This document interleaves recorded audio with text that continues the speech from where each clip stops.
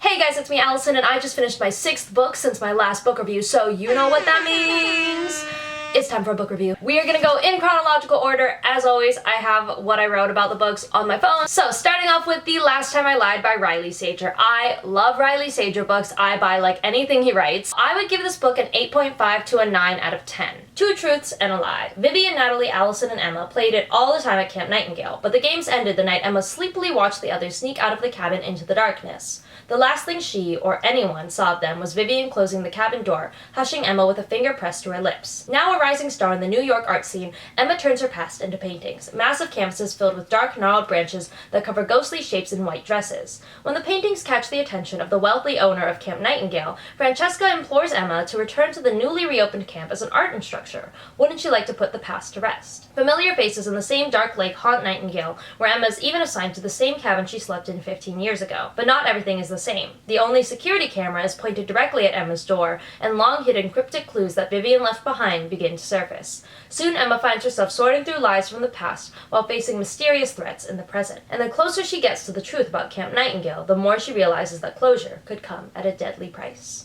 For me, what really saved it was the very, very ending, like the final twist. Because before that, I was gonna give the book like an 8 out of 10. The problem for me with this book is I thought the twists were kind of obvious. Until the last twist, that's when it wasn't obvious for me. But before that, I found it kind of predictable. And also my rating is a little bit lower than my other Riley Sager books because I had already read Final Girls, which is another book by him. And I felt like they had a very similar pattern. The same thing where we're following the main character revisiting her past, and then we get inserts of like 15 or 10 years ago when it turns out that, you know, the main character didn't always describe things quite accurately or things weren't quite as they seemed. But I still liked it, so I would still recommend it. Next up, we have Neon Gods by Katee Roberts. The premise of Neon Gods is that society darling Persephone Demetrio plans to escape the ultra-modern city of Olympus and start over far from the backstabbing politics of the 13 houses. But all that's ripped away when her mother ambushes her with an engagement to Zeus, the dangerous power behind their glittering city's dark facade. With no options left, Persephone flees to the forbidden Undercity and makes a devil's bargain with a man she once believed a myth, a man who awakens her to a world she never knew existed. Hades has spent his life in the shadows, and he has no intention of stepping into the light. But when he finds that Persephone can offer a little slice of the revenge he spent years craving, it's all the excuse he needs to help her, for a price. Yet every breathless night spent tangled together has given Hades a taste for Persephone, and he'll go to war with Olympus itself to keep her close. For me, the book felt very black and white. Like, there wasn't very much complexity to the characters. I don't think it was supposed to be young adult fiction, but it read very young adult fiction.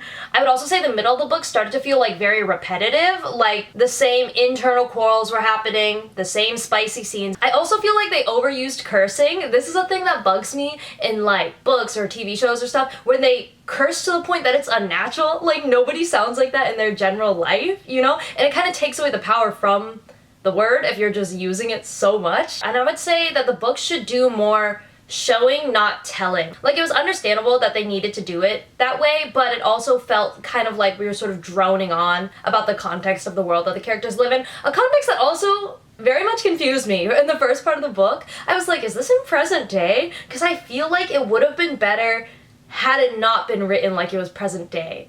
I don't know, it was kind of weird to me. It felt like some other kind of society, just like sort of stuck in the middle of our current day society. I don't know. And then this is like a really random thing. It's not really a book criticism, but for me it was weird to picture Persephone as being white, because when I grew up, the first time I saw Persephone depicted was the Percy Jackson movies when she was played by Rosario Dawson, I think. So for me, I was like reading the book and I was like, blonde hair, white skin. I was like, wait a second. The next book I currently do not have with me because I brought it from the library. I kind of forgot about libraries during COVID because they were closed at first, but I realized they're open again. So I borrowed this book from the library. It was Pretty Girls by Karin Slaughter. I would give Pretty Girls a 9.5 to 10 out of 10. It was so good. Definitely, before you read the book, look up trigger warnings and content warnings. It is intense. Like, it is uncomfy. So in Pretty Girls, there are two estranged adult sisters. One of them ended up marrying a man who became a successful architect, and so they were rich, living that posh life. The other one is the mother to a teenage girl, and they had a third sister who disappeared when she was a teenager. They don't really know what happened to her. The rich sister's husband gets murdered in like the first chapter,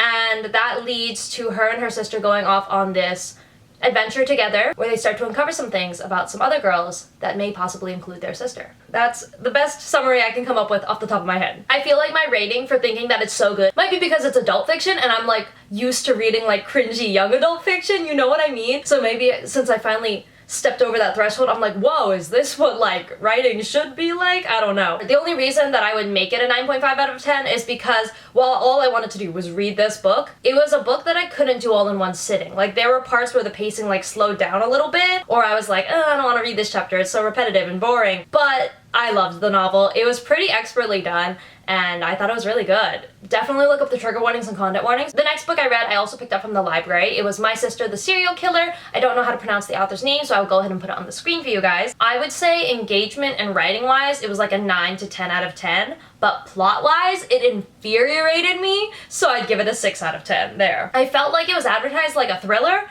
but it was not a thriller, which some reviews on like Goodreads agreed with me. It was more like family drama. That's how they put it. And also there was literally no character development. The characters were like stagnant. They were who they were. It was written well, but like the plot was so irritating. The first half was like painful because you're empathizing with the main character. And then the second half, I don't want to spoil anything for you guys, but it was also painful. Like, as a reader, I was like, bruh. But it's a quick read. Like, I did not expect the chapters to be as short as they were. And the way that stuff was structured, it just went by really fast. I think it was a novella, so like, it wasn't like a book. Like, BookTok really hyped that one up, and I was like, I don't know, I was not feeling it. It's not that the plot was bad, it was that it was irritating. And like, there's complexities to it that would be probably great for someone to like analyze and unpack all that, but the plot irritated me. That's why I didn't like the book as much as other people do. The next book I read was Big Little Lies by Liane Moriarty. I would give this book a 10 out of 10. This was actually my second attempt to read it. The first time I started it, I think I read like one chapter and I just gave up on it. I was not feeling it. But this time, I kept going and I loved it. So I read 9 Perfect Strangers by Liane Moriarty last year, and I gotta say that one was underwhelming, but this one met the expectations. I did guess one of the main twists, so like, proud of myself, but there were other parts that I didn't guess, so props to the book for that. I like how they peppered in little details here and there about the trivia night, so I was kind of dying for us to get to the end. So I would say it's a pretty well written book, a lot better than 9 Perfect Strangers, so if you're trying to pick a Liane Moriarty book, I would go with this one over that. And the plot of the book. A murder, a tragic accident, or just parents behaving badly? What's indisputable is that someone is dead. Madeline is a force to be reckoned with. She's funny, biting, and passionate. She remembers everything and forgives no one. Celeste is the kind of beautiful woman who makes the world stop and stare, but she is paying a price for the illusion of perfection. New to town, single mom Jane is so young that another mother mistakes her for a nanny. She comes with a mysterious past and a sadness beyond her years. These 3 women are at different crossroads, but they will all wind up in the same shocking place. Big Little Lies is a brilliant take on ex-husbands and second wives, mothers and daughters, schoolyard scandal, and the dangerous little lies we tell ourselves just to survive. And the last book I finished just today, right before I filmed this, is Home Before Dark by Riley Sager. This one, he changed it up. He didn't stick to the same tropes. I would give this book a 9.5 out of 10, I think. The only reason I really docked it a 9.5 out of 10 was because I felt like the pacing had some good moments and then some not as good moments. Also because the main character was irritating for a while. I felt so bad for her dad. I thought I guessed it, and I did get a couple parts right, but there were other parts that I didn't get right, so. And this book actually creeped me out. Like, when I was reading it, I was getting, like, you know, chills. Usually his books are just thrillers. They're not really horror. It's not, like, overtly scary. It's just, like, the subtle, like, creepiness and sort of paranoia that the characters are experiencing. You know what I mean? Those are big words. I feel so educated. I do realize now how many books I read that are sort of gothic-esque. When I took my writing class at UCI, I got the theme American Gothic, and I was like, I don't want that theme. Now that I know the tropes of it, and then I look at the books that I like reading, I'm like, you know, maybe I do like gothic books, or gothic-esque. Like, they're not totally gothic, it's like modern day mixed in with it. Anyway, we're going off on some like literary rant out here. Look at this book I just got in the mail that I'm gonna read for our next one. I'm so excited. I hope you guys enjoyed this video. Thank you so much for watching. Have a wonderful day. Love you all so much. Bye!